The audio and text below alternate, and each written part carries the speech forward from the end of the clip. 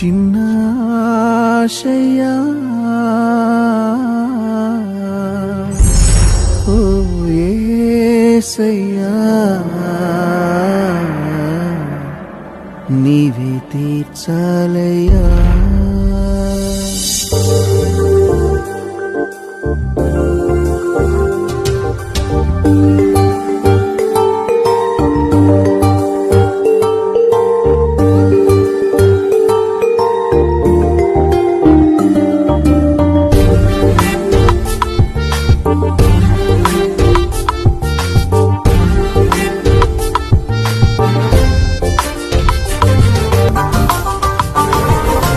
నీతో నేను నడవాలని, నీతో కలిసి ఉండాలని, నీతో నేను నడవాలని, నీతో కలిసి ఉండాలని ఆశయ చిన్న ఆశయ ఓ యేసయ్యా నీవే తీర్చాలయ్యా. ఆశయ చిన్న ఆశయ ఓ యేసయ్యా నీవే తీర్చాలయ్యా. నీతో నేను నడవాలని, నీతో కలిసి ఉండాలని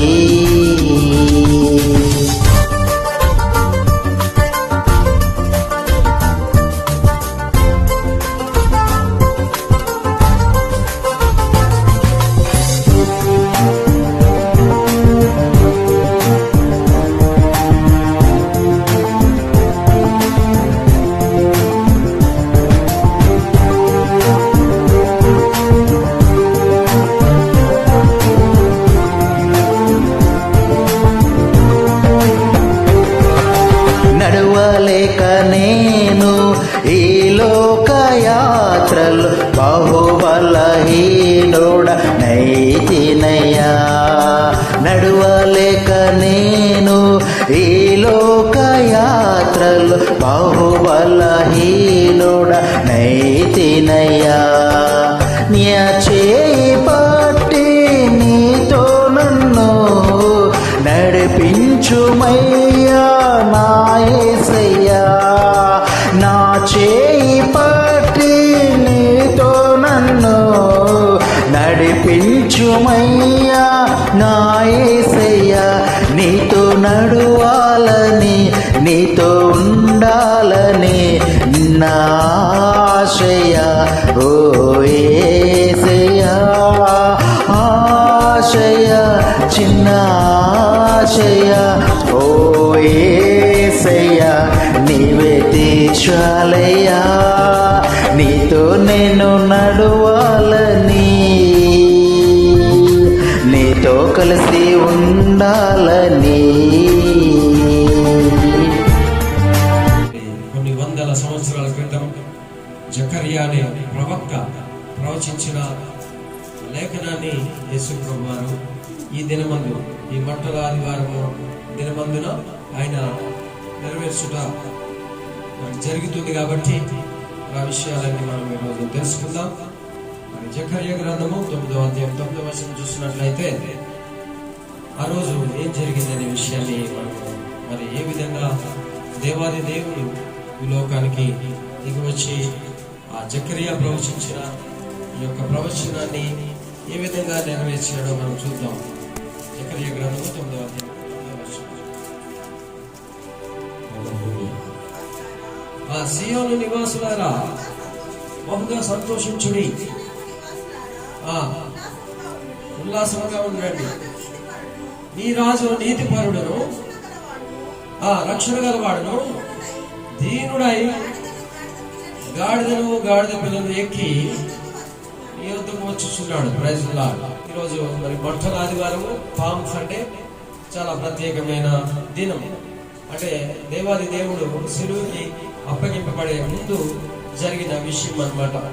ఆయన ఏం చేశాడట, సియోను నివాసులారా, యెరూషలేము వాసులారా సంతోషించండి, ఆనందించండి, ఉల్లాసముగా ఉండండి. హల్లెలూయా. ఈరోజు మనం చాలా సంతోషించవలసిన దినం. ఎందుకంటే దేవాది దేవుడు గణపరచబడిన దినము. హల్లెలూయా. దేవాది దేవుడు యెరూషలేము ఆ వీధులలో ఆయన గణపరచబడిన ఈ దినము. ఈ దినాన మనము చాలా సంతోషించాలి. సియోను వాసులారా, సియోను అంటే దేవుని ఆలయము, దేవుని నివాసులారా, దేవుని ఆలయంలో నివసించే వారులారా, మరి బహుగా సంతోషించండి. ఎందుకయ్యా అంటే నీ రాజు నీతిపరుడు. మన దేవుడు ఎట్లాంటి వాడండి? నీతిపరుడు. హల్లెలూయా. రక్షకుడు, రక్షణ గలవాడు. మరి మూడవదిగా దీనుడై, దీనత్వము కలిగిన వాడు. హల్లెలూయా. మన దేవుడి దగ్గర చాలా మంచి లక్షణాలు ఉన్నాయండి. అందుకనే అపోస్తలుడైన పౌలు చెప్తాడు కొలస్సీయులకు రాసిన పత్రిక 2వ అధ్యాయం 9వ వచనంలో అపోస్తలుడైన పౌలు చాలా యేసు ప్రభువు గురించి చాలా మంచి మాట మాట్లాడతాడు. ఎందుకంటే ఆయన నీతిపరుడు, ఆయన రక్షకుడు, ఆయనే దీనుడై గాడిదను గాడిద పిల్లను ఎక్కి నీ దగ్గరకు వస్తున్నాడు. అందుకని నువ్వు సంతోషించాలి. అక్కడ అపోస్తలుడైన పౌలు చెప్తున్నాడు. ఒకసారి చూద్దాం. 2:9. దేవత్వం యొక్క సర్వ పరిపూర్ణత శరీరముగా క్రీస్తునందు. Praise the Lord. దేవునికి మహిమ కలుగును గాక. నిజమేనండి, ఆయన దేవుడు, ఆయన దైవత్వము, ఆయన శరీరముగా క్రీస్తులో నివసిస్తుందని యేసు ప్రభు వారి గురించి అపోస్తలుడైన పౌలు చక్కగా ఆ మాట పలుకుతున్నాడు. ఎందుకయ్యా అంటే దేవాది దేవుళ్ళలో ఉండవలసిన లక్షణాలన్నీ కూడా కేవలం మన క్రీస్తులో ఉన్నాయి, మన యేసు ప్రభువులో ఉన్నాయి.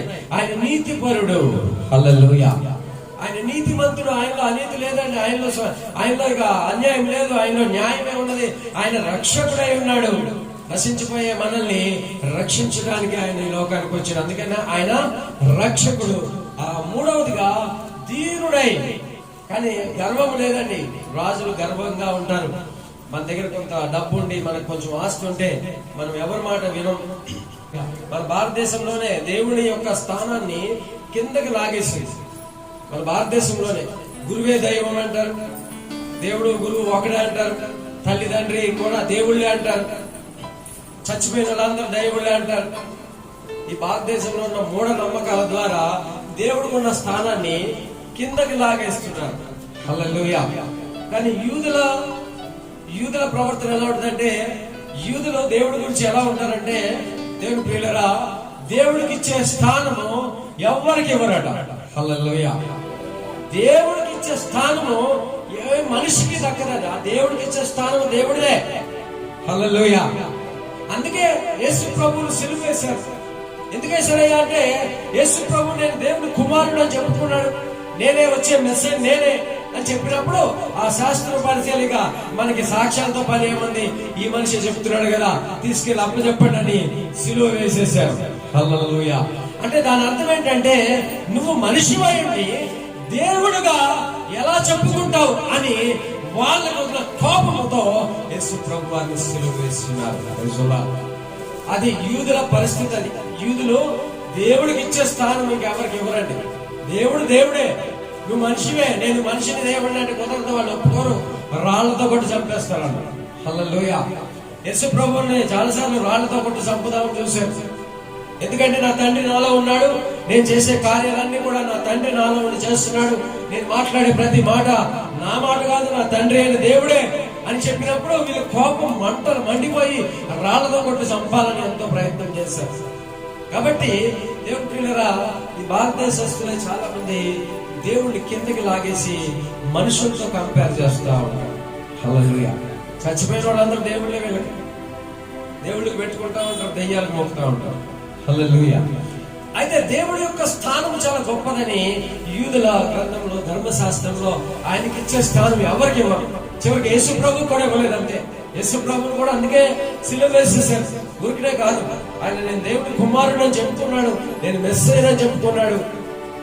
ఆ విధానం చూసి వీళ్ళు చంపాలని నిర్ణయించుకున్నారు దేవుడి పిల్లగా. ఎందుకంటే దేవుడికి అంత గొప్ప స్థానం ఇచ్చే విధానం కరెక్టే, గాని వాళ్ళకి లేఖనాలు సరిగా తెలియలేదు. ఆ లేఖనాలు తెలిస్తే ఆయన్ని నెత్తి మీద పెట్టుకొని పూజ చేసేవారు, ఆయన దేవుడు అని కొలిచేవారు. వాళ్ళకి అర్థం కాలేదు. ఈ రోజుల్లో దేవుడి పిల్లగా చాలా మందికి యేసు ప్రభు గురించి సరిగా తెలియదు. హల్లెలూయా. చర్చి వచ్చే వాళ్ళకి కూడా యేసయ్య ప్రేమ తెలియదండి.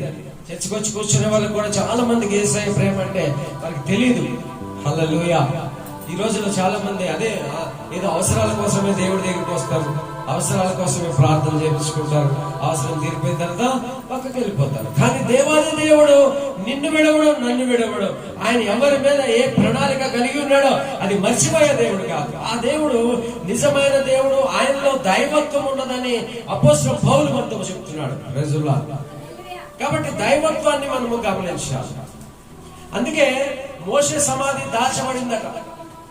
మోషే చనిపోయిన తర్వాత మోషేని సమాధిలో పెట్టారు. ఆ సమాధి ఎంతవరకు ఎవరికి తెలియదు. ఎందుకు తెలియకుండా దేవుడు దాచేసాడయ్యా అంటే వీళ్ళు మోషే సమాధికి మొక్కుతారు. ఇక హల్లెలూయా. మనిషి తత్వం ఏంటంటే ఈజీగా కార్యం జరిగిపోవాలి. ఒక ఆమె 1,00,000 పేరు నుంచి నాకు ఫోన్ చేస్తుంది. ఆమెకి ఎవరో నా నెంబర్ ఇచ్చారు, ప్రేయర్ చేసినప్పుడు హీలింగ్ వచ్చినట్టుంది. ఏమంటుందంటే, సార్ ఎట్లయినా మీ దగ్గరికి వస్తాం సార్ సండే అంటే. నేనేమనుకుంటాను, మనందరం కూడా అమాయకమే, మన క్రైస్తవులందరూ కూడా అమాయకులుగానే ఉంటారు. ఈ సండే మీ దగ్గరికి వస్తాం సార్, చిన్న ప్రార్థన చేయండి సార్. హల్లెలూయా. మనం ఏం చేస్తాం, చిన్న ప్రార్థనే కదా మనం చేస్తే అక్కడ ఏదో ఒక కార్యం జరుగుతుంది. అదే అంతే. మళ్ళీ చర్చికి అయితే రారు, దేవుడి సంతకి అయితే రారు. కానీ మళ్ళీ రాత్రి ఫోన్ చేసింది, నాకు డౌట్ వచ్చింది. ఇక కేసుకి వీళ్ళకి అవసరం వస్తే ఈ కేసుకి కష్టం అనేసి మళ్ళీ నేను బయట ఉన్నానమ్మా మళ్ళీ చేస్తానని చెప్పి తీసిపారేశాను. కాబట్టి ఈ రోజు అందుకే మోషే సమాధి దాచబడింది. ఈ మనిషి తత్వం అంతేనండి. మనిషికి చాలా ఈజీగా ఆశీర్వాదాలు రావాలి. ఒకానొక కాలంలో ఈ సమాధి దినము మరి విశ్రాంతి దినము రోజంతా పాటించేవారు. రాత్రి పడుకునే దాకా 12 గంటల నుంచి, అంటే యూదుల సమయం సాయంకాల సమయం కదా, మళ్ళీ సాయంకాల సమయం వరకు ఆ యొక్క సమయాన్ని వీళ్ళు పాటించేవారు. విశ్రాంతి దినంగానే పాటించేవారు. అంటే రోజంతా కూడా, అంటే యూదుల ఆచారం ప్రకారం, వాళ్ళ యొక్క ధర్మశాస్త్రం ప్రకారం మరి ఆ విధంగా ఉదయం అయిపోగానే ఒక రోజు అయిపోయింది. అయితే ఆ విశ్రాంతి దినం అంతా కూడా వాళ్ళు ఒక్క బరువు మోయరు, ఒక కార్యం చిన్న పని కూడా చేయరు. అందుకే యేసు ప్రభువు విశ్రాంతి దినానే చాలా మందిని స్వస్థపరిచినట్టుగా మనం బైబిల్ గ్రంథంలో చూసినప్పుడు శాస్త్ర పరిచయాలు యేసు ప్రభువు మీద కోప్పడతా ఉంటారు. ఇన్ని రోజులు లేవా, 6 రోజులు ఉన్నాయి కదా, నీవు సమాధి దినం రోజే విశ్రాంతి దినాన్ని నువ్వు స్వస్థపరచాలా అన్నప్పుడు యేసు ప్రభువు అంటారు, విశ్రాంతి దినాన నీ గొర్రె గాని నీ గాడిద గాని గోత్ర పడిపోయింది అనుకో, నువ్వు బయటికి తీవా. ఇది అంతే. ఇక్కడ నశించిపోయే ఆత్మని రక్షించండి అని వాళ్ళతో మాట్లాడుతుండగా వాళ్ళు మాట్లాడలేని పరిస్థితి వస్తూ ఉంటారు. అంటే దీన్ని బట్టి దేవుని ప్రియులారా 24 గంటలు అంటే ఆ రోజంతా కూడా వాళ్ళు సమాధి దినమే ఒక్క నిమిషం కూడా వాళ్ళు వృధా చేసేవారు కాదు. కానీ ఈ రోజు విశ్రాంతి దినం ఏమైపోయిందంటే, ఇక ఒకప్పుడు మన ప్రార్థన మందిరం ఎలా ఉండేది, 3-4 అయిపోయింది. మేము ఒక్కసారి 6ంటికి భోజనం చేసేవాళ్ళం ఇంటికి. ఇప్పుడు ఏమైంది, 1:30 కల్లా ఖచ్చితంగా కట్. అంటే ఏమవుతుంది, మెల్లగా దేవుడి సన్నిధిని తగ్గించేస్తున్నాం. దేవుడి సన్నిధిలో ఉండటానికి నీకు తక్కువ సమయం. అంటే ఇప్పుడు అంత ఈజీగా అయిపోవాలి, ఈజీగా దేవుడిని కనపరచాలి. అంటే ఈ మనుషులు ఎలా మారిపోతారు, మెల్లగా దేవుడికి ఇచ్చే సమయాన్ని వీళ్ళు తగ్గిస్తున్నారు. ఆ రోజులు ఎలా ఉన్నది, మొత్తం రోజంతా కూడా సబాతు దినమే. సబాతు దినం అంటే ఆ దినమంతా కూడా సబాతు దినమే. ఆ దినమంతా కూడా వీళ్ళు ఒక బరువు మోసేవారు కాదు. దేవుడు ఒక అవకాశం మనకు ఆదివారం ఇచ్చినాడు. ఆదివారాన్న ఒక్కటే దేవుడు చెప్తున్నాడు, దేవుడి సన్నిధిలో గడుపుట, ఒక్క దినము గడుపుట ఎంతట 1000 దినముల కంటే. హల్లెలూయా. ఈ ఒక్క దినం ఇక్కడికి వచ్చాడు, నీకు 1000 దినాలు దేవుడు ఆయుష్ పెంచుతున్నాడు. Praise the lord. హల్లెలూయా. 1000 దినాలు, నీకు 1000 దినాలు ఎక్స్ట్రా వచ్చేస్తుంది. హల్లెలూయా. ఒక్క దినాన నువ్వు దేవుడి సన్నిధిలో ఉంటే నీకు నీ ఆయుష్ పెంచేస్తుంది. అందుకనే దేవుడి పిల్లరా ఈ రకంగా కొద్ది సమయమే మనం ఇచ్చే సమయమే కొద్దిగా ఇస్తున్నాం. ఆ సమయము దేవుడికి. కానీ ఈ రోజులు ఎలా ఉన్నారంటే తక్కువగా అయిపోవాలి, తొందరగా అయిపోవాలి. ఫోన్లో ప్రే చేయగానే అన్నీ అయిపోవాలి. హల్లెలూయా. నొప్పులు పోవాలి, ఇవన్నీ అయిపోవాలి అంతే. హల్లెలూయా. ఫోన్లో ప్రే చేస్తాయి ఖాళీకి అంతే. ఒక ఆయన ఇలాగ బస్సులో ఉండగా నాకు ఫోన్ చేస్తుంది, సార్ మీ గురించి అందరూ బాగా చెప్పారు సార్, మీరు చిన్న ప్రార్థన చేయండి సార్. నేను బస్సులో ఉన్నాను, చేయను. బస్సులో అందరూ జనాలు ఉన్నారు, ఇక్కడ మనం ప్రార్థన చేస్తే ఈ పక్కన ఉన్నాడు దేవుడు పక్కన బైక్ వెళ్తుంది. ఇలాంటి నేను చాలా చూస్తాను. అంటే మన వాయిస్ ఇలా బయటకు వస్తే దేవుడి శక్తి ఆ దెయ్యాలకు దగ్గర బయటకు వస్తాయి. మనుషులందరూ ఇప్పుడు దెయ్యాలతో రెడీగా ఉన్నారు ఎక్కడైనా సరే. క్రైస్తవులు చాలా ఎక్కువ మంది, క్రైస్తవులనే ఎక్కువ దెయ్యాలు నివసిస్తాం. విగ్రహారాధికుల కంటే వీళ్ళే ఎక్కువ అధికమైపోయాయి. అయితే రేపేమో ఆదివారం, ఈ రోజు కాదు కదా నాకు మండే చేయండి అంటే ఆయన ఆశీర్వాదం. చిన్న ప్రార్థన చేయడానికి మండేనా? అదే ఆ చిన్న ప్రార్థనే కరెక్టే. ఆ ప్రాణాన్ని అక్కడ పెట్టి ప్రార్థన చేయాలి. ఆ చిన్న ప్రార్థన నీకు అనిపిస్తుంది కానీ ఆ ప్రాణం అక్కడ పెట్టి చేస్తాడు. ప్రియులరా, మనం ఏ విధంగా ఉండాలంటే దేవుడికి మనం ఇవ్వాల్సిన సమయం ఇవ్వాలండి. ఇచ్చిన తర్వాత దేవుడికి అనిపించాలి. దేవుడు తన ప్రాణాన్ని పెట్టాడు, తన జీవితాన్ని తెలుగు మీద దారపోసాడు, తన జీవితాన్ని వేలాడు తీశాడు. ఇదిగో నా కుమారుడు, నా కుమార్తె నీ కోసమే అని ఆ యొక్క సీన్ మనకు అనిపిస్తుండగా కూడా ఇంకా ఏదో స్వార్థంతో, ఇంకా ఏదో తక్కువలో ఏదో చెయ్యాలి, తక్కువ సమయంలో. ఈ మధ్య ఈ సాఫ్ట్వేర్ ఉద్యోగాలు వచ్చిన తర్వాత ఈజీ మనీకి అలవాటు పడ్డారు. హల్లెలూయా. సాఫ్ట్వేర్ ఉద్యోగాలు దేశం మీదకి వచ్చినాయి. ఈజీ మనీ, ఈజీ మనీ, ఈజీగా ఇలా కొడితే డబ్బులు వచ్చి పడుకోవాలి, లక్షలు వచ్చి పడుకోవాలి. నిజమే, వాళ్ళ కంప్యూటర్ ముందు కూర్చొని ఇలా కొడుతున్నారు, కానీ వాళ్ళ మైండ్ పెట్టి కొట్టాలి. వాళ్ళకి ఎలా ఉంది, కంప్యూటర్ ముందు కూర్చున్నాడు హ్యాపీగా కొడుతున్నాడు అనుకుంటారు, కానీ వాడి మైండ్ అంతా కూడా దాని మీద పెట్టి తట్టుకోలేని స్థితి చాలా మందికి వచ్చి చాలా మంది ఆ ఉద్యోగాలు మానేస్తారు. కానీ ఈజీ మనీ ఈ రోజు అంతా ఈజీగా అయిపోవాలంటే, కార్యాలు ఈజీగా జరిగిపోవాలి. అందుకే ఏ దైవజనుడు బాగుంటాడా, ఏ దైవజనుడితో మనం ప్రార్థన చేస్తే తొందరగా కార్యాలు జరుగుతాయి. ఆయన చేస్తే బాగుంటుంది, ఈయన చేస్తే బాగుంటుంది. ఒక బ్రదర్ దగ్గర చూసాను, 5-6 నెంబర్లు ఉన్నాయి, ఫోన్ నెంబర్. 5-6 పాస్టర్ నెంబర్, ఆయన నెంబర్స్ మెయింటైన్ చేసి, అంటే ఎవరు ఎలాంటి వాళ్ళో వాళ్ళకి చేస్తారు అన్నమాట. ఈయనకి ప్రొఫెషన్ కావాలంటే ఒక ఆయనకి చేస్తాడు, సాధారణ శక్తులు పోవాలంటే ఇంకొకటి చేస్తాడు, ఈ రకంగా వాక్యం ద్వారా బలపరచాలంటే ఇంకొకరు చేస్తాడు.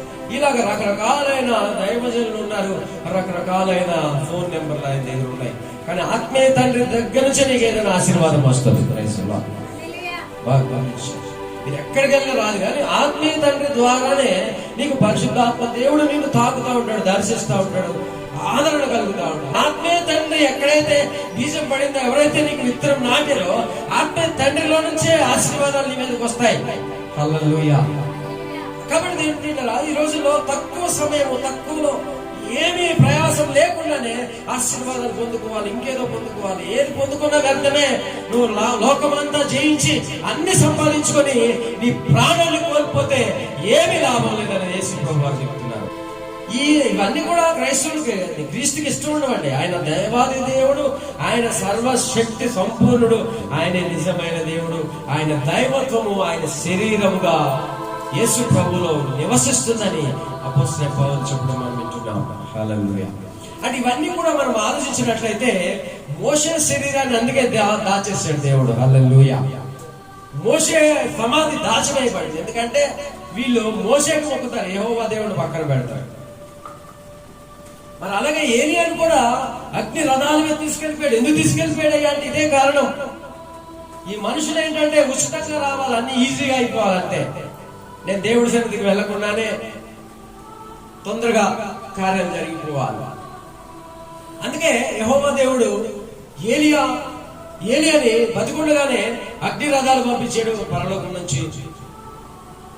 నుంచి అగ్ని రథాలు వచ్చినాయి. ఆయన్ని ఆ అగ్ని రథాల మీద ఎక్కించుకొని పరలోకానికి తీసుకెళ్ళిపోయాడు.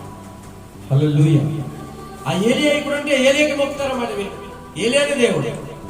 అయితే ఇప్పుడు మీరు ఆలోచించండి దేవుని ప్రియులారా, మనం ఎప్పుడు కూడా దేవుడి వైపు చూడాలి. Praise the Lord. ఇదే ఈరోజు సారాంశం. ఈ విషయం చేయడానికే ఆయన రాజుగా, రక్షకుడుగా, దీనుడై, నీతిపరుడై, గాడిద పిల్లలు ఎక్కి నీ దగ్గరకు వచ్చినాడు. నువ్వు సంతోషించండి. Praise the lord. కాబట్టి దేవుని ప్రియులారా, ఈ విషయాన్ని నేను ఎందుకు చెప్తానంటే మీరు కూడా కాన్సన్ట్రేట్ చేసి నేను చెప్పిన దాన్ని బట్టి మీ గురి ఏంటి అనేది ఆలోచించండి. హల్లెలూయా. మీ గురి క్రీస్తు మాత్రమే, యేసు ప్రభు వారు మాత్రమే. ఈ లోకంలో మనుషులు మనకి గురి కాదు, కానీ క్రీస్తు వైపు మనం చూడాలి. ఎందుకయ్యా అంటే ఆయన నీ కోసము ఆయన ప్రాణాన్ని, ఆయన జీవితాన్ని శిలువ మీద వేలాడదీసి చూపెట్టాడు. ఇదిగో నా ప్రేమ ఏంట, ఇదిగో చూడు నా ప్రేమ ఎంత ప్రేమ చూడని ఆయన ప్రాణాన్ని ధారపోసిన దేవుడు మన దేవుడు. హల్లెలూయా. కాబట్టి దేవుడుగా మనం ఎప్పుడు కూడా దేవుడిని ప్రేమించాలి. మనుషుల వైపు చూడకుండా, ఏదో ఉచితంగా ఏదో పొందాలని ఆశపడకుండా దేవుడి వైపు మాత్రమే చూసినట్లయితే ఈరోజు ఈ యొక్క వాక్యాన్ని, ఈ యొక్క లేఖనాన్ని, జకర్యా చెప్పిన ఈ లేఖనాన్ని దేవాది దేవుడు యేసు ప్రభువు వారు ఒక చోట నెరవేర్చినట్టుగా మనం చూస్తున్నాం. మరి మార్కు సువార్త 11వ అధ్యాయము 1వ వచనం నుంచి 2 వచనాలు చదువుతా, 2-3 వచనాలు. సమీపించి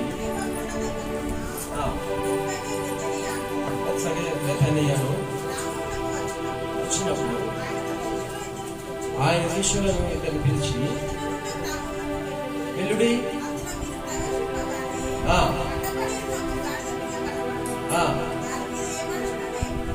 కూర్చోలేదు, చాలు చాలు. చూడండి దేవుని ప్రియులారా, ఈరోజు యేసు ప్రభు వారు ఇద్దరిని పంపిస్తాడు. మనం ఎప్పుడు ఇద్దరు వెళ్ళాలండి సువార్త. హల్లెలూయా. ఇద్దరైతేనే ఎప్పుడు వెళ్ళగా సమర్థం, ఒక్కరే వెళ్తే లాభం లేదు. ఇద్దరంటే ఎవరు? నీవు, నీలో పరిశుద్ధాత్మ దేవుడు. Praise Lord. నీలో పరిశుద్ధాత్మ దేవుడు లేకపోతే నీ సహోదరుడు, నీ స్నేహితుడు, నీతో పాటు చర్చికి వెళ్ళేవాళ్ళు ఇద్దరు కలిసే సువార్త చేయాలి. ఒక్కరు చేయడానికి వీల్లేదండి. నేనైతే ఒక్కడే వెళ్తాను. ఎందుకని అంటే నాలో పరిశుద్ధాత్మ దేవుడు ఉన్నాడు కాబట్టి మేమిద్దరం వెళ్తాం. యేసు ప్రభువు కూడా ఇదే మాట చెప్పారు. నేను ఒక్కడే కాదు, నాలో నా తండ్రి ఉన్నాడు. నేను చేసే క్రియలన్నీ కూడా నా తండ్రి నాకు ఇచ్చినవే. నేను మాట్లాడే ప్రతి మాట కూడా నా తండ్రి ద్వారా వచ్చింది, నేను మాట్లాడుతున్నాను అన్నాడు. ప్రజలు హల్లెలూయా. ఇక్కడ బెత్సైదా అనే ఊర్ల దగ్గరికి వచ్చినప్పుడు యేసు ప్రభువు ఇద్దరు శిష్యులు పంపించేమన్నాడు, మీరు వెళ్ళడగా అక్కడ ఆ ఊరి మొదట్లోనే మీకు కట్టబడిన ఒక గాడిద పిల్ల దొరుకుతుంది, గాడిద దొరుకుతుంది. దాన్ని ఏం చేయాలట? విప్పాలట. హల్లెలూయా.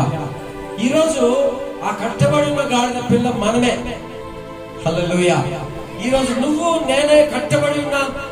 ఏ విధంగా కట్టబడి ఉన్నాం?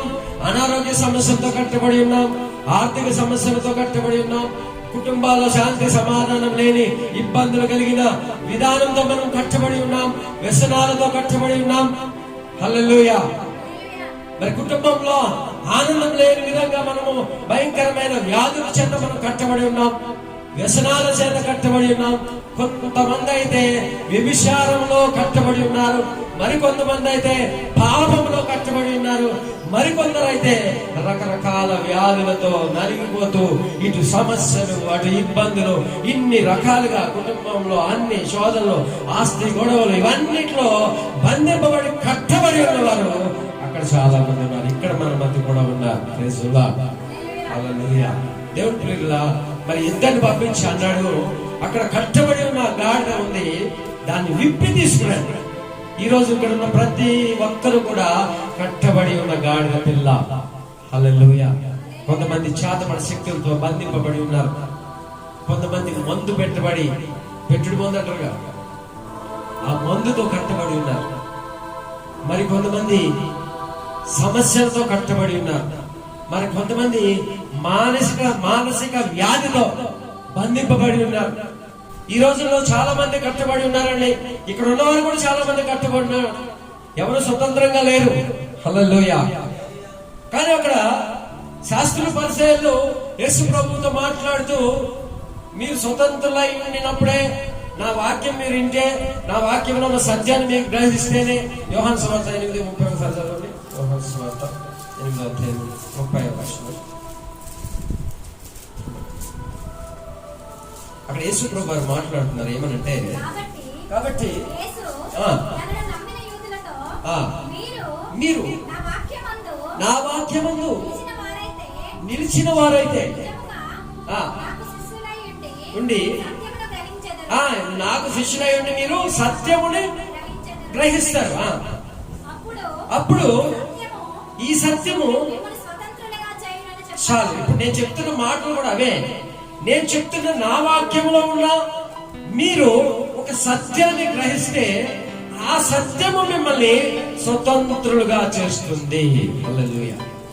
అదే నేను చెప్తున్నాను. భారతదేశంలో దేవాది దేవుడిని కింద భూమి మీద పెట్టేశారు. మనుషులతో పోలుస్తున్నారు, విగ్రహాలతో పోలుస్తున్నారు. కానీ దేవాది దేవుడు దేనికి సాటిగాడండి. హల్లెలూయా. ఆయన దేంతో మనం కొలవలేము. ఆయన ఎవరితో కూడా మనం సాటిగా చేయలేము, మాట్లాడలేము. ఎందుకంటే ఆయన భూమి ఆకాశమును సముద్రమును సృజించి అంతరిక్షాన్ని సృజించిన దేవుడు. ఆయన సృజించిన అంతరిక్షంలో మహాకాశాల్లో గొప్ప గొప్ప సౌర కుటుంబాన్ని చూస్తే మనం అసలు నిలిచి ఉండలేము. ఇలాంటి సూర్యులు కొన్ని కోట్ల సూర్యులు ఉంటారట. హల్లెలూయా. మనకు వచ్చే ఈ సూర్యుడు మరి ఈరోజు మరి ఎంత ఎండ, ఎంత వేడి. ఆ సౌర కుటుంబంలో కొన్ని వందల కోట్ల సూర్యులు ఉంటారట. అంత గొప్ప శక్తి కలిగిన ఆ సూర్యులను ఆయన నిర్మించిన దేవుడు. మనల్ని నిర్మించడమే అధికమంటే ఇక మనల్ని మించి చాలా గొప్పగా ఆయన నిర్మించి ఉన్నాడు. అలా అటువంటి నిర్మించిన ఆ దేవుణ్ణి పనికిరాని ఒక విగ్రహంతో పోలుస్తూ, పనికిరాని ఒక మనిషితో పోలుస్తూ, ఇదే దేవుడు, ఇదే ఇక దీనికి మొక్కితే నువ్వు దేవుడికి మొక్కినట్లే, హల్లెలూయా అని దేవాది దేవుణ్ణి తక్కువ చేస్తున్నారు. అయితే నేను చెప్పేది ఏంటంటే, నా వాక్యంలో ఉన్న ఈ సత్యాన్ని నువ్వు గ్రహించి దేవుడికి నీ హృదయంలో మంచి స్థానం ఇచ్చి, ఉన్నత స్థానం ఇచ్చి, ఆయన ఏ విధంగా ఘనపరచాలనే విషయాలు ఇంకా చాలా చాలా నేర్చుకొని తెలుసుకున్నట్లయితే, ఈ సత్యమును గమనించినట్లయితే, ఈ సత్యము నీకు ఏం చేస్తాక నిన్ను స్వతంత్రులుగా చేసుకుంటుంది. చాలా మందికి తెలియదు యేసు ప్రభు వారిలో ఉన్న గొప్ప సత్యం ఎవరికి తెలియదు. చర్చికి వచ్చే వాళ్ళకి కూడా తెలియదు. చెప్తున్నాను కదా, ఇంకా చెప్పాలంటే వాక్యాన్ని బోధించే వారికి కూడా కొంతమందికి తెలియదు. ఆ సత్యం తెలిసిన వాడు ఎవరికి ఇక నిలబడ. ఆ సత్యం తెలిసిన వాడు ఎప్పుడైనా సరే ఏ స్థానంలో ఉంచాలో దేవుడు అలా ఉంచుతాడు. అందుకనే నీ దీపము వెలిగింపబడితే ఆ దీపము పైన పెట్టబడుతుంది. హల్లెలూయా. వెలిగింపబడిన దీపం ఎప్పుడు కూడా పైనే ఉంచుతారు. ఆరిపోయిన దీపాన్ని కింద పడేస్తూ ఉంటారు. అంటే మనం వెలిగింపబడాలి. నీ ఆత్మ వెలిగింపబడాలి, నువ్వు వెలిగింపబడాలి. నువ్వు బంధింపబడి ఉన్నావు, నిన్ను విడుదల చేస్తున్నాడు దేవుడు. నీకు విప్పుతున్నాడు నీ కట్లన్నీ కూడా. నువ్వు ఏం చేయాలి? నువ్వు స్వతంత్రుడుగా ఉండాలి. హల్లెలూయా. అప్పుడు యేసు ప్రభువు ఈ మాట చెప్తున్నారు, నా వాక్యంలో ఉన్న సత్యాన్ని మీరు గ్రహిస్తే, ఇప్పుడు నేను చెప్తున్న మాటలు మీరు సరిగ్గా గ్రహిస్తే, దేవాది దేవుడు ఎంత గొప్పవాడో నీకు అర్థమైతే, ఆయన ఏ రకంగా కనపరచాలో నీకు తెలిస్తే, అటువంటి సత్యము నీకు స్వతంత్రులుగా నిన్ను చేస్తుంది. హల్లెలూయా. దేవుని ప్రియులారా, మరి అటువంటి సత్యం నువ్వు గమనించాలంటే ఇక చాలా విషయాలు. నేను ఒక్క మాట చెప్తే నేను సత్యాన్ని గ్రహించిన అది సరిపోదు, కానీ దాన్ని గెలుస్తూనే ఉండాలి. ప్రతిరోజు చదువుతూనే ఉండాలి. దీవారాత్రంలో ఆయన ధర్మశాస్త్రాన్ని మనం చదువుతూనే ఈ సత్యాన్ని గ్రహించాలి. ఎవడైతే ఈ సత్యాన్ని గ్రహిస్తాడో, ఎవడైతే ఈ సత్యాన్ని గ్రహించి ఆ బంధకాల నుంచి విప్పబడతాడో, వాడికి ఏ సాధారణ శక్తులు వాడిని ఏం చేయలేవు. ఏ చేతబడి శక్తులు వాడిని బంధించలేవు. ఏ దురాత్మలు ఆయన్ని బంధించలేవు. ఏ ఆర్థిక సమస్యలు వాడిని బంధించలేవు. ఏ అనారోగ్య సమస్య వాడిని బంధించలేదు. హల్లెలూయా. ఈ సత్యాన్ని గ్రహించిన వారు ధన్యులు అని ఈ మాట యేసు ప్రభువు వారు చెప్తుండగా వాళ్ళేమన్నారు చూడండి ఒకసారి. అదే చదువుతాం తర్వాత.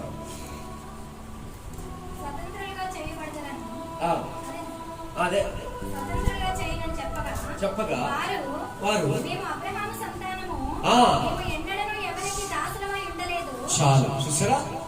ఈయన చెప్పేదేంటి? నా వాక్యంలో సత్యాన్ని నువ్వు గ్రహించు.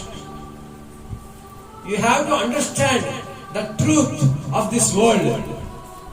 Then the truth will deliver you.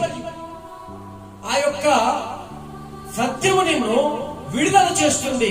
నువ్వు కట్టబడి ఉన్నావు, బంధకాల్లో బంధింపబడి ఉన్నావు. రేపు నరకంలో కాలిపోయే బంధకాలు నీలో ఉన్నాయి. హల్లెలూయా. ఎంతమంది అండి? ఆహ్వానింపబడిన వారు అనేకులే, కానీ ఏర్పరచబడిన వారు తక్కువ మంది, బహు తక్కువ మంది. ఇప్పుడు ఇక్కడ ఎంతమంది ఉన్నారు? ఎంతమంది పరలోకానికి వెళ్తారు? ఎంతమంది నరకంలోకి వెళ్ళిపోతారు? హల్లెలూయా. అంటే మన గురి పరలోకమే. అయితే ఈ సత్యాన్ని నువ్వు గ్రహిస్తే, నువ్వు గ్రహించిన సత్యము నేను ఏం చేస్తా, విడిపిస్తానని చెప్పినప్పుడు వాళ్ళు ఏమంటారంటే, మేము ఎవరికి కూడా దాసులము గాను, మేము అబ్రహాము సంతానము అంటున్నారు. ప్రైజ్లా. అంటే దాని అర్థం ఏంటంటే, నేను బాప్తిసం తీసుకున్నాను, నేను చర్చికి వెళ్తున్నాను, నేను దశభాగం ఇస్తున్నాను, కానుకలు వేస్తున్నాను, నేను నా ఇంటికి వచ్చిన సేవకులు ఘనపరుస్తాను, గౌరవపరుస్తాను, నేనెందుకు స్వతంత్రుడు కాను అని వాళ్ళు అంటున్నారు అన్నమాట. అంటే నేను అబ్రహాము సంతానము కాబట్టి మేము దాసులం కాదయా అని అంటున్నారు. ఇప్పుడు మీరు అర్థం చేసుకోండి, మీరు దాసులా, మీరు స్వతంత్రులా, మీరు కట్టబడి ఉన్నారా, మీరు విడిపింపబడి ఉన్నారా? ఒకసారి ఆలోచించండి. హల్లెలూయా. దైవజనుడు మాకు బాప్తిసం ఇచ్చాడు, ఆయన బాప్తిసం ఇచ్చిన తర్వాత మేము ఏ ఒక్క ఆదివారం కూడా చర్చి మానలేదు, ఆన్లైన్ ప్రేయర్కి వెళ్తాం, ఫ్రైడే ఫాస్టింగ్ ప్రేయర్స్కి వెళ్తాం, నెలలా మా సేవకుడి ఇంటికి పిలిపించుకుంటాం, మా సేవకుడికి ఏది చేస్తాం, భోజనం పెడతాం, బట్టలు పెడతాం. మేమెందుకు స్వతంత్రం కాదయా అంటే ఏమి లాభం లేదు అక్కడ. హల్లెలూయా, హల్లెలూయా. అది ఎలా ఉంటుందంటే, నేను అబ్రహాము సంతానం కాబట్టి నేను స్వతంత్రుడు ఎందుకు కాదు, మేము ఎందుకు స్వతంత్రులు కాదు, మేము ఎవరికి దాసులం కాదు, మేము ఎందుకంటే మేము అబ్రహాము సంతానం. అంటే అబ్రహాముని తండ్రి మంచివాడే, కానీ నువ్వు మంచిదానివి కాదు, నువ్వు మంచివాడు కాదు. హల్లెలూయా. కరెక్టే, నీకు బాప్తిసం ఇచ్చినవాడు మంచివాడే కావచ్చు, నువ్వు బాప్తిసం తీసుకున్న తర్వాత నీ ఎలా ఉన్నావు అనేది అప్పుడు యేసు ప్రభువు నోరు విప్పి మాట్లాడతాడు. చదువుతాడు. అందుకు యేసు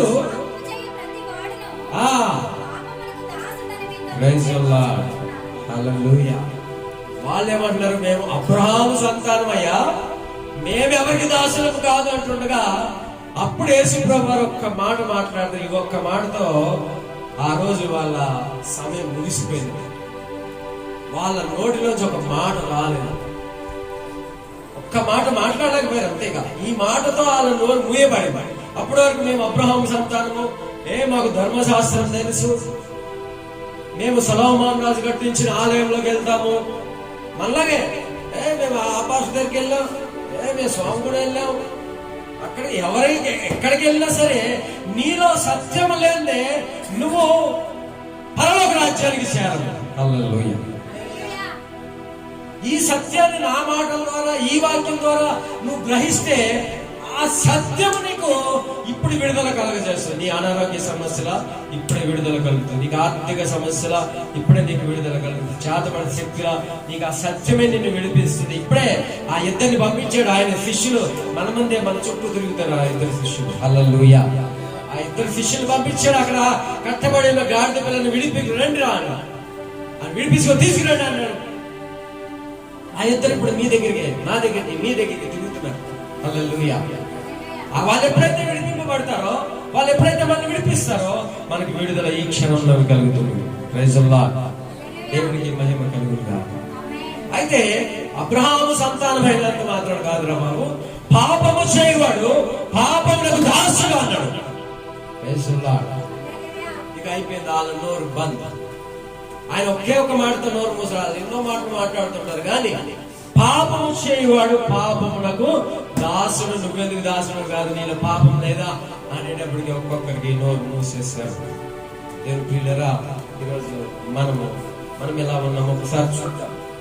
యేసు ప్రభువుని ప్రేమించకపోవడం కూడా పాపమే, యేసు ప్రభువుని నమ్మకపోవడం కూడా పాపమే.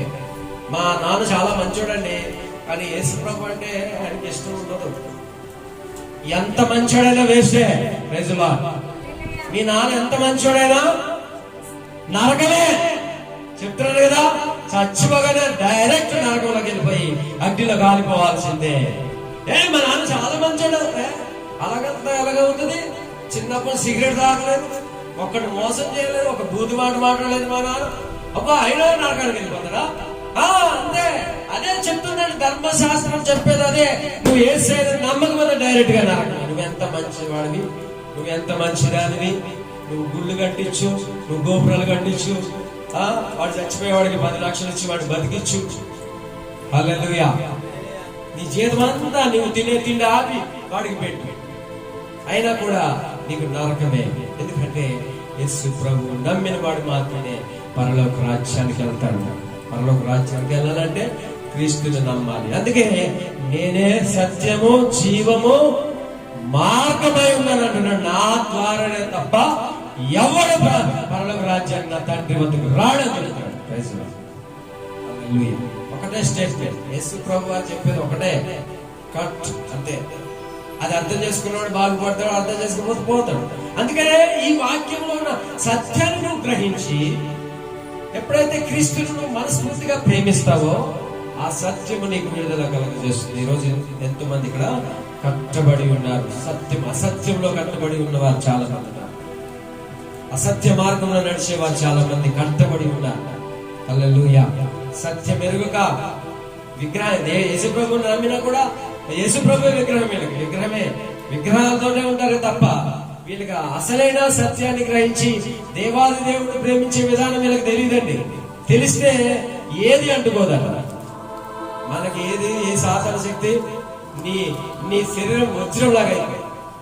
ఒక సాతాన శక్తి నిన్ను తాకిందనుకో అది రాలిపోతుంది. వజ్రం మీద బురద వేసినా అది రాలిపోయినట్టుగా మనమంతేనండి, మనం అలా వజ్రం లాగా అయిపోతాం.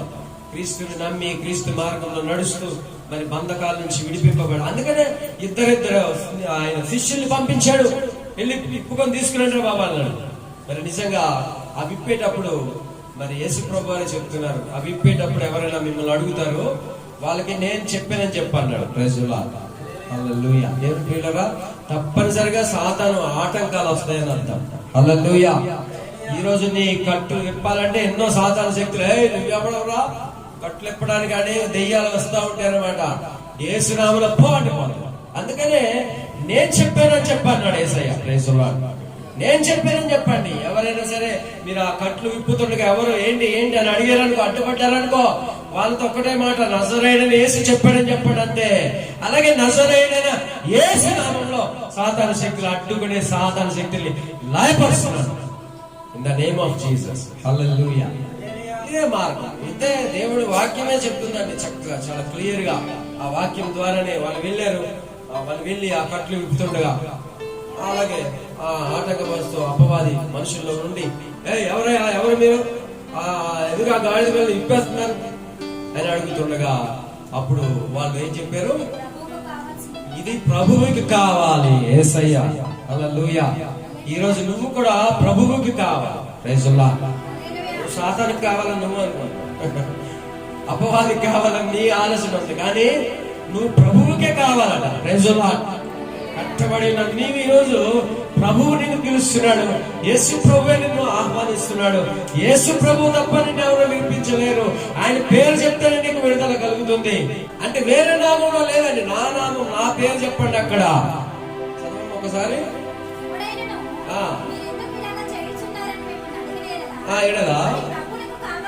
ఇది మా ప్రభువు యేసు, నజరేయుడైన యేసు కావాలి అక్కడ అని ఆ మాట చెప్పండి. మీరు కూడా అలాగే చెప్పండి. నజరేయుడైన యేసు నామములో ప్రార్థన చేయండి. నజరేయుడైన యేసు నామములో బంధించిన బంధకాలు తెగిపోగా కానండి. నువ్వు నమ్మితే తెగిపోతే నాకెక్కడ ఉన్నాయా, మీరు పాస్టర్ మీరే చెప్తే తగ్గుతాయంటే ఏం లేదండి. మనిషి మన నోరు సరిగా ఉంటే మన ఆ నోటితో మనం ప్రార్థన చేస్తే కార్యాలు జరుగుతాయి. మన నోరు బూతులు మాట్లాడితే ఆ నోటితో మనం ప్రార్థన చేస్తే దేవుడు వినడు. కానీ మన నోరుని మనము పవిత్రంగా ఉంచుకొని ప్రార్థనలో గడిపితే దేవుడే మనకి సహాయం చేస్తాడు. ఆయన కృప చాలా గొప్పది. అప్పుడు ఆ వ్యక్తులు ఏం చేశారంటే ఆ గొర్రెను, ఆ గాడిదను విడిపించేశారు. Praise the lord.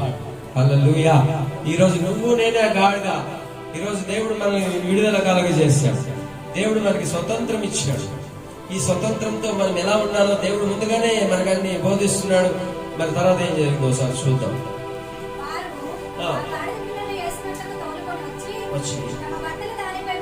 బట్టలు వేశారట, గాడిద మీద బట్టలు వేశారండి. బట్టలు అంటే నీతి వస్త్రముకి సాదృశ్యం. నీ నీతి నీ మీద ఉండాలి. నీతి కావాలి. నువ్వు నీతి వస్త్రం వేసుకుంటేనే దేవుడు నీ దగ్గరికి వస్తాడు. నీతి వస్త్రం నువ్వు ధరించుకుంటేనే వస్తాడు. కానీ యెషయా అంటున్నాడు, మా నీతి మురికి గుడ్డ వంటిది అన్నాడు. Praise the Lord. మురికి గుడ్డలు వేసుకుంటే రాడు దేవుడు నీ దగ్గరికి. పరిశుద్ధ దగ్గర దేవుడు పరిశుద్ధ వస్త్రము ధరించుకుంటూనే వస్తాడు. అక్కడ ఏమైందట, బట్టలు వేశారట.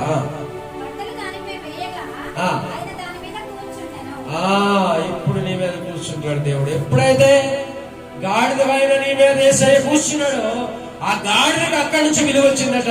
ఈ రోజు నీకు విడుదల కలిగి నీకు విలువ వస్తుంది. ఇదే మనం గాడిదకు విలువ వచ్చిందట. యేసు ప్రభువు కూర్చున్న తర్వాత గాడిదకు విలువ వచ్చిందట. అంతకుముందు గాడిదకు విలువ లేదని. గాడిద ఒక పనికిరాని. అందుకనే ప్రభు అయిన యేసు గాడిదని ఎన్నుకున్నాడు, గుర్రాన్ని ఎన్నుకోలేదు. Praise lord. పెళ్లి కుమార్తెలు పల్లకీలో వచ్చేవారు. ఆ రోజుల్లో రాజులు రథాలు వేసుకొని వచ్చేవారు. ఒక్కొక్క రథానికి 3-4 గుర్రాలు ఉండేవి. హల్లెలూయా. ఒక్కొక్క రాజు గుర్రాల మీద వచ్చేవాడు. ఒక్కొక్క సమయంలో ఒంటెలు విలువైనవి. అక్కడ ఈజిప్ట్ నగరంలో గుర్రం కంటే ఒంటె విలువైనది. ఒంటెల మీద వస్తే అక్కడ ఒక గౌరవం. కొంతమంది ఏనుగుల మీద వచ్చేవారు. ఏనుగంటే గౌరవం అక్కడ.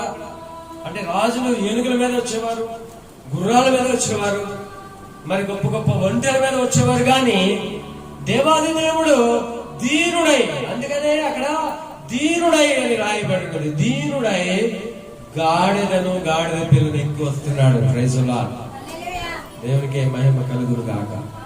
దేవుని పిల్లరా, ఇది సత్యం అండి. మన దేవుడు దీనుడై ఈ లోకానికి ఆయన శరీరధారిగా దిగి వచ్చి తన్ను తాను రిక్తులుగా చేసుకుని నీ కోసం నా కోసం, నేను పరిచర్య చేయించుకోవడానికి రాలేదు, నీకు పరిచర్య చేయడానికే వచ్చానని ఆయన శిష్యులు పాదాలు కడిగిన దేవుడు మన దేవుడు. హల్లెలూయా. మనకైతే చాలా గర్వం ఉంటుంది, మనమైతే చాలా గొప్పగా హెచ్చించుకుంటూ ఉంటాం. కానీ దేవాది దేవుడు దీనుడై, అంటే ఎంతో మంది ఏనుగుల మీద, గుర్రాల మీద, గొప్ప గొప్ప ఒంటెల మీద రాజులు వచ్చారండి. కానీ ఈ రాజు, మన రాజు, అన్నిటికంటే తక్కువ జంతువు ఆ రోజుల్లో గాడిద. హల్లెలూయా. గాడిద పనికిరాని తక్కువ జంతువు. కానీ ఆ రోజు దేవాది దేవుడు ఆ గాడిద మీద ఎక్కి కూర్చోగానే ఆ గాడిదకి విలువ వచ్చింది. ఈ రోజు నీకు విలువ రావాలి. నీ మీద ఆయన కూర్చోవాలి, నీ మీదగా ఆయన ఆత్మ రావాలి, నిన్ను ఆయన అధిరోహించాలి, నీ మీద ఆయన పరిశుద్ధాత్మను కుమ్మరించాలి. ఎప్పుడైతే నీ మీదకి ఆయన ఆత్మ వచ్చిందో నీకు విలువ వస్తుంది. నువ్వు అప్పటి వరకు పనికిరాని వాడివే, పనికిరాని దానివే. కానీ ఎప్పుడైతే నీ మీద పరిశుద్ధాత్మ శక్తి వచ్చిందో ఆ దినం నుంచి నీకు విలువ మారిపోతుంది, నీ పరిస్థితి మారిపోతుంది, నువ్వెక్కడికి వెళ్ళినా విజయమే కలుగుతుంది. ఎందుకంటే దేవాది దేవుడు నీలో ఉన్నాడు కాబట్టి. అయితే నీలో ఉండాలంటే అక్కడ ఏం కావాలని చెప్తుంది దేవుని వాక్యము. బట్టలు ఆ గాడిద మీద వేశారట. బట్టలు అంటే నీతి వస్త్రం కలిగి ఉండాలి.